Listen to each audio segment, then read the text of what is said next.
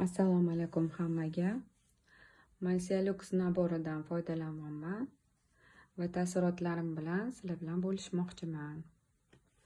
Menga bu Mycelux naborini tabiiyligi, natural ekstraktlardan tayyorlanganligi juda ham yoqdi. Uni birinchi marotaba ishlatganimni o'zida sezdim.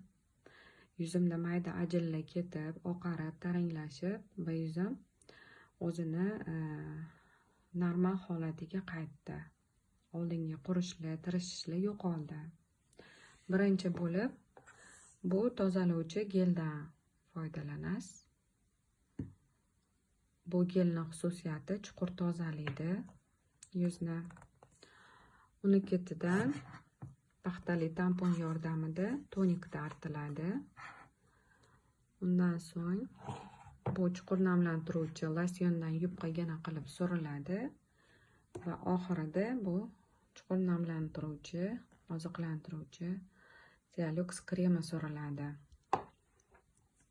Muntazam ravishda surilganda siz istagan natijalarga erishasiz. Men buni o'zim yuzimda ko'rib, ishlatib, shunga amin bo'ldimki, uy sharoitida ham kosmetologga bormasdan haqiqiy lyuks, haqiqiy premium kremlardan foydalanib, o'zingiz kutgan natijaga erishish mumkin. Menga juda ham yoqdi.